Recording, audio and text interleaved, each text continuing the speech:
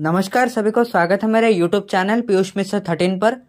और आज हम बात करने वाले हैं वेद व्यास के महाभारत का जो 88वां विषय है भयानक भीम, उसके बारे में आज हम बात करेंगे। उससे पहले प्लीज चैनल को सब्सक्राइब कर लीजिए और सब्सक्राइब बटन के बगल में जो बेल आइकन है उसको भी प्रेस कर लीजिए ताकि मेरे वीडियोस की नोटिफिकेशन आपको बिल्कुल टाइम पर मिल जाए। वीडियो अच्छा लगे तो लाइक कीजिए और शेयर भी कीजिए आपके फ्रेंड्स और फैमिली के साथ ताकि हमारे चैनल ग्रो कर सके।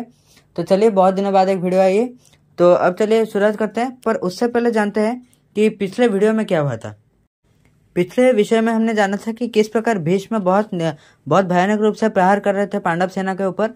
पर कृष्ण इस बात से क्रोधित हो गए थे कि अर्जुन अपने मोह और माया से दूर नहीं हो रहे थे, तो कृष्ण उस समय क्रोधित हो गए थे और तभी मधुसूदन को रोकने के लिए गए थे अर्जुन। और उसके बाद अर्जुन ने पूरी तरह से युद्ध का रुख बदल दिया था और वो अपने मोह माया से दूर होकर उन्होंने पूरी तरह से युद्ध का रुख बदल दिया और पूरी तरह से उन्होंने कौरव सेना को वहां पर धराशायी कर दिया।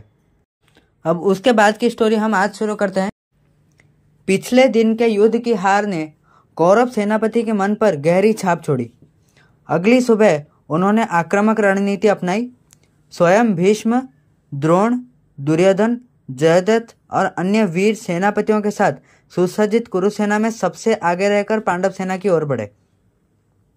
कौरव सेना ने इतनी तेजी से हमला किया कि ऐसा लगा जैसे कोई बड़ी नदी बाढ़ की तरह बह रही हो। दोनों सेनाओं के बीच भयंकर युद्ध हुआ और सैकड़ों घोड़े, हाथी और पैदल सैनिक मारे गए। द्रोणाचार्य को सामने रखकर कौरव सेनापतियों ने अर्जुन को घेर लिया। अभिमन्यु दूर से यह दृश्य देखकर अपने पिता के सहायता के लिए पहुंचे और शत्रुगण पर तीर वर्षा करना शुरू कर दिया। भीष्म अर्जुन के साथ और अश्वत्थामा, भूरिश्रवा, शल्य, चित्रसेन अभिमन्यु के साथ युद्ध किए, परंतु ये सब मिलकर भी अभिमन्यु की बराबरी नहीं कर सके। सुभद्रानंदन वीरता, शक्ति और शस्त्र चलाने में अतुलनीय थे और उन्होंने आसानी से सबके खिलाफ युद्ध किया। वो इतनी तेजी से तीर चला रहे थे कि किसी को दिख भी नहीं रहा था। उन्होंने शल्य के घोड़ों और भूरिश्रवा और अश्वत्थामा को एक तीर से घायल कर दिया। आखिरकार ऐसा हुआ कि भूरिश्रवा, शल्य, अश्वत्थामा अभिमन्यु से भयभीत होकर भाग गए। दुर्योधन ने मद्र, त्रिगर्त और केकय सैनिकों को अर्जुन और अभिमन्यु का विरोध करने के लिए आदेश दिया। हजारों सैनिकों की सहायता से कौरवों के वीरों ने एक बार फिर आक्रमण किया, लेकिन इस बार धृष्टद्युम्न, भीम, नकुल, सहदेव और द्रौपदी के पांचों पुत्र तुरंत अर्जुन और अभिमन्यु की मदद के लिए आए। शल्य ने धृष्टद्युम्न को रोकने के लिए युद्ध किया और दुर्योधन अपने भाइयों के साथ भीम को रोकने के लिए गए। दुर्योधन की सहायता के लिए मगध नरेश हजारों गदारोही के साथ आए। दुर्योधन और उसके भाइयों को देखकर भीम को अपनी प्रतिज्ञा याद आ गई और उन्होंने तुरंत धनुष छोड़ दिया और गदा ले ली। भीम के गदा को देख दुर्योधन के भाई भाग गए, पर दुर्योधन नहीं गया और उसने मगध नरेश को अपनी सेना के साथ भीम से लड़ने का आदेश दिया। भीम के साथ युद्ध में मगध की सेना की वही हाल हुई जो कलिंग सेना की हुई थी। नकुल, सहदेव, धृष्टद्युम्न और अभिमन्यु के निर्दयी शस्त्र प्रहार से गदारोही मारे जाने लगे। मगधराज एक भयानक हाथी पर सवार होकर अभिमन्यु को कुचलने के लिए चल पड़े, लेकिन अभिमन्यु ने एक लक्षित तीर से पहले उनके हाथी को और बाद में एक उल्कास्त्र से मगधराज के सिर को शरीर से अलग कर दिया। भीम के आक्रमण से मगध की सेना कुछ ही देर में परास्त हो गई। मगध सेना की दुर्दशा देखकर दुर्योधन ने अपने सारे सैनिकों को भीम पर आक्रमण करने का आदेश दिया। दुर्योधन के भाइयों ने साहस जुटाया और आकर भीम को घेर लिया। भीम इसी अवसर की प्रतीक्षा में थे। भीम ने अपने सारथी को संबोधन करते हुए कहा, मैं बहुत लंबे समय के बाद दुर्योधन और उनके भाइयों को एक साथ देखकर खुश हूँ। प्रतिज्ञा पालन करने का वो मुहूर्त आ गया। दुर्योधन और उनके भाइयों को तुम्हारे आगे मारकर मैं द्रौपदी का शोक दूर करूंगा। भीम ने दुर्योधन और उनके भाइयों के साथ युद्ध किया। भीम के घावों से एक एक करके दुर्योधन के भाई मरने लगे। धृतराष्ट्र के 8 पुत्र युद्ध के मैदान में मारे गए और बाकी घायल होकर युद्ध के मैदान से भाग गए। भीष्म ने कौरव सेनापतियों को मिलकर भीम का प्रतिरोध करने का आदेश दिया। भगदत्त अपने हाथी पर सवार हुए भीम पर हमला किए।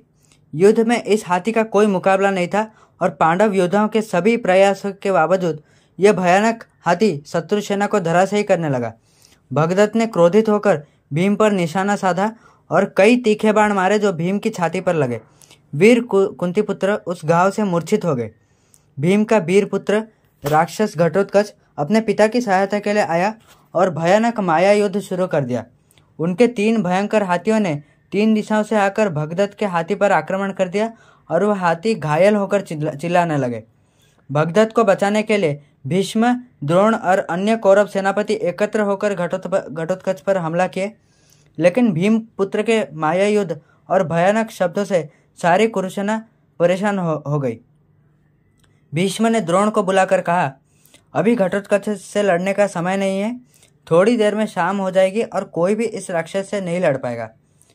शाम हो गई है, इसलिए आज का युद्ध समाप्त हुआ। इतना कहकर कौरव सेनापति उस दिन युद्ध भूमि से निकले। अपने भाइयों की मृत्यु से दुर्योधन अत्यंत दुखित होकर अपने शिविर में घुसे। उनकी आंखों से आंसुओं की धारा बहने लगी। ये समाचार सुनकर धृतराष्ट्र ने संजय से कहा, मनुष्य तो कुछ भी नहीं है, भगवान ही सर्वश्रेष्ठ है।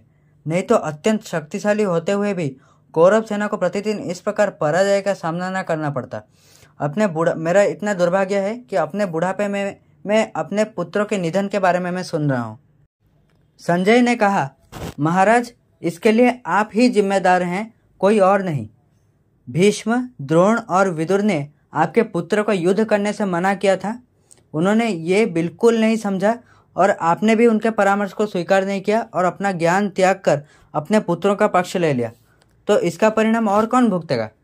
तो इसी के साथ समाप्त होती है आज की स्टोरी। आशा करता हूँ आपको वीडियो अच्छा लगा और आखिर तक वीडियो को देखने के लिए बहुत बहुत धन्यवाद।